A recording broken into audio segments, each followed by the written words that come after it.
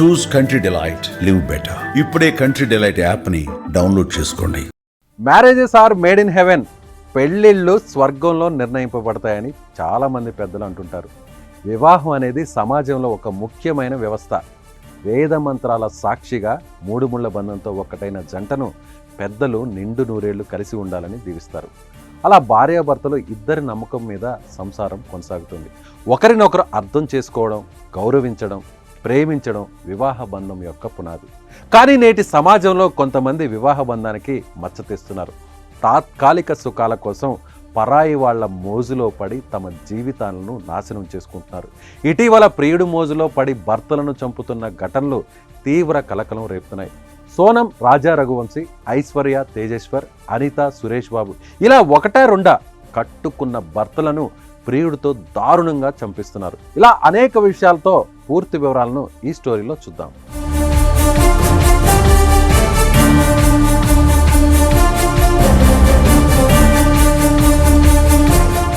ఇటీవల దేశంలో జరుగుతున్న వరుస ఘటనలు చూస్తుంటే కుర్రాళ్లకు పెళ్ళంటే భయం పట్టుకుంది. ఒకవేళ పెళ్ళైనా హనీమూన్ అంటే వణికిపోతున్నారు. పెళ్లికి ముందే ప్రియుడితో ప్రేమాయణం నడిపించి పెద్దల బలవంతంతో మరో వ్యక్తిని పెళ్లి చేసుకుంటున్నారు. పెళ్ళయ్యాక వీళ్ళ అసలు రంగు బయట పెడుతున్నారు. పెళ్ళైన కొన్ని రోజులకే లవర్తో కలిసి కట్టుకున్న భర్తలను హత్య చేస్తున్నారు. వివాహేతర బంధాలు పచ్చని సంసారంలో చిచ్చు పెడుతున్నాయి. అన్యాయంగా భర్తలు బలైపోతున్నారు. అసలు వీళ్ళు పెళ్ళాలా, బ్రహ్మరాక్షసులా అన్న అనుమానాలు కూడా కలుగుతున్నాయి.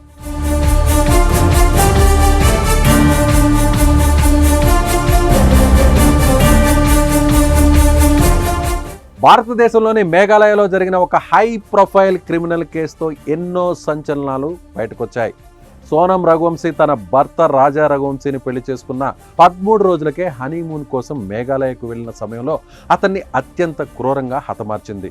సోనం తన లవర్ రాజ్ కుష్వాహాతో కలిసి సుపారీ కిల్లర్స్కి 20 లక్షల రూపాయల వరకు ఒప్పందం కుదుర్చుకుంది. మేఘాలయంలోని కామాఖ్య ఆలయం వద్ద ఏకాంతంగా ఉన్న సమయంలో దుండగులు అతనిపై కత్తులతో దాడి చేసిన తర్వాత స్వయంగా సోనం తన భర్తను లోయలోకి తోసేసినట్లు పోలీసుల ముందు ఒప్పుకుంది.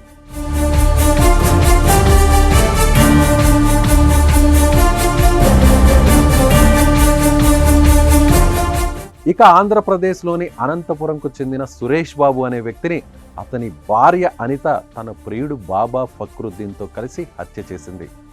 అక్కంపల్లిలోని కళ్యాణదుర్గం రోడ్డులో 43 ఏళ్ల సురేష్ బాబు ఒక సాధారణ హోటల్ నిర్వహిస్తున్నాడు.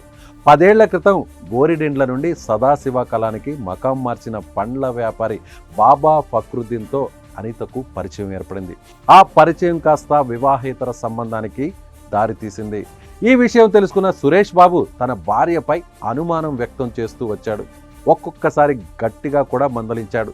సురేష్ బాబు ఉంటే తమ ఎంజాయ్మెంట్కు ఎక్కడ అడ్డు వస్తాడో అని అతన్ని లేపేయాలని నిర్ణయించుకున్నారు అనిత, ఫక్రుద్దీన్. సురేష్ బాబు హోటల్ నుంచి ఇంటికి బైక్పై వస్తుండగా మధ్యలో అడ్డుకున్న ఫక్రుద్దీన్ స్క్రూ డ్రైవర్తో పొడిచి బండరాయితో కొట్టి హత్య చేశాడు. ఈ కేసును పోలీసులు 6 గంటల్లోనే ఛేదించారు. అనిత, ఫక్రుద్దీన్ను అరెస్టు చేశారు.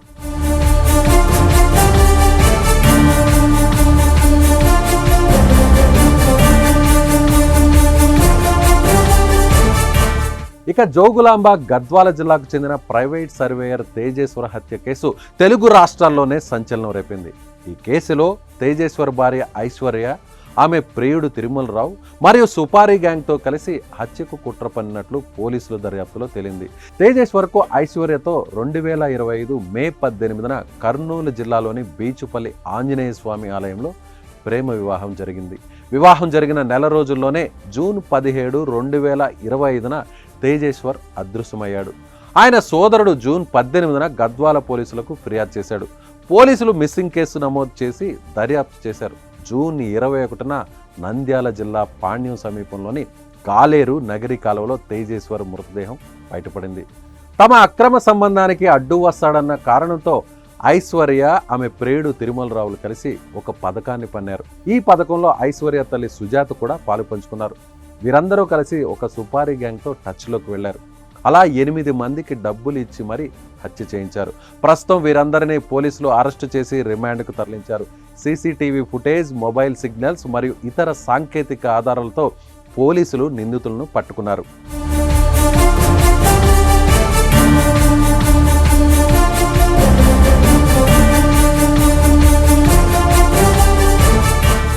రాజస్థాన్లోని అల్వార్ జిల్లా కేర్లీ ప్రాంతంలో దారుణ ఘటన చోటు చేసుకుంది. ప్రియుడి మోజులో పడి కట్టుకున్న భర్తను తన 9 ఏళ్ల కొడుకు ముందే హత్య చేసింది. జూన్ 7న అర్ధరాత్రి వీరు అలియాస్ మాన్ సింగ్ జాతవ్ అనే వ్యక్తి తన ఇంట్లోనే అనుమానాస్పదంగా మృతి చెందాడు. విషయం తెలుసుకున్న పోలీసులు ఘటనా స్థలానికి చేరుకుని పరిశీలించారు. అయితే తన భర్త అనారోగ్య కారణంగా మృతి చెందినట్లు భార్య పోలీసులను నమ్మించే ప్రయత్నం చేసింది. చనిపోయిన మాన్ సింగ్ 9 ఏళ్ల కుమారుడు పోలీసులకు తన తల్లి గురించి అసలు విషయాలు చెప్పడంతో కేవలం 48 గంటల్లోనే ఈ హత్య వెనుకున్న వాస్తవాలను పోలీసులు వెలికితీశారు. అనిత ఒక చిన్న కిరాణా షాప్ నడుపుతుండగా స్థానికంగా ఉన్న కాశీ తరచూ ఆ దుకాణానికి వెళ్ళేవాడు. అలా వాళ్ళిద్దరి మధ్య స్నేహం ఏర్పడింది. ఆ స్నేహం కాస్త అక్రమ సంబంధానికి దారితీసింది. ఇందుకు భర్త అడ్డుగా ఉన్నాడని, తమ ఎంజాయ్మెంట్కు అడ్డు వస్తున్నాడని అతనిని చంపడానికి అనిత, కాశీ నలుగురు కిరాయి హంతకులకు దాదాపు 2 లక్షల రూపాయలు సుపారీ ఇచ్చారు. జూన్ 7వ తారీఖున రాత్రి ప్లాన్ ప్రకారమే మాన్ సింగ్ను వీరందరూ చంపేశారు. తన ప్రియుడితో కట్టుకున్న భర్తను దారుణంగా హత్య చేసి డ్రమ్ములో సిమెంటుతో కప్పి దాచిన ఘటన తీవ్ర సంచలనం రేపింది. మేరట్కు చెందిన సౌరభ్, ముస్కాన్ 2016లో ప్రేమించి పెళ్లి చేసుకున్నారు. సౌరభ్ తన మర్చెంట్ నేవీ ఉద్యోగాన్ని వదిలేశాడు. ఈ నిర్ణయంతో సౌరభ్ కుటుంబంలో గొడవలు జరగగా సౌరభ్ తన భార్యతో కలిసి మేరట్లోనే వేరే కాపురం పెట్టాడు. ఈ దంపతులకు 2019లో ఒక కుమార్తె కూడా పుట్టింది. పాప పుట్టిన తర్వాత ఆమె భవిష్యత్ కోసం మర్చెంట్ నేవీలో తిరిగి చేరేందుకు 2023లో లండన్కు వెళ్ళాడు. ఈ క్రమంలోనే ముస్కాన్కు సోహెల్ అనే వ్యక్తితో పరిచయం ఏర్పడింది. ఆ పరిచయం కాస్త ఇద్దరి మధ్య ప్రేమగా మారింది. భర్త ఇంటి వద్ద లేకపోవడంతో వీరిద్దరూ చట్టాపట్టాలు వేసుకుని మరీ తిరిగారు.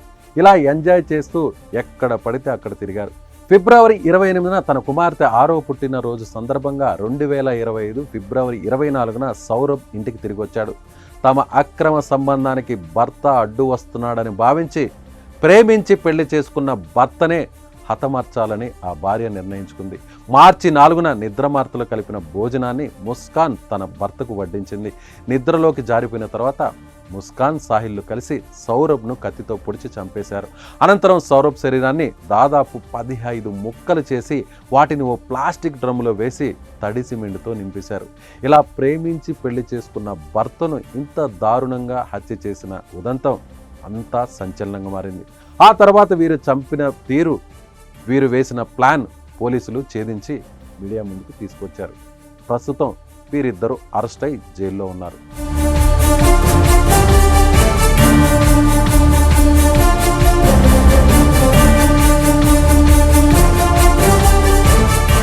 పెళ్ళంటే 100 ఏళ్ల బంధం. బంధుమిత్రుల సమక్షంలో ఒకరికి ఒకరు చనిపోయే వరకు తోడు ఉంటామని భగవంతుడి సాక్షిగా 3 ముళ్ల బంధంతో ఒకటవుతారు.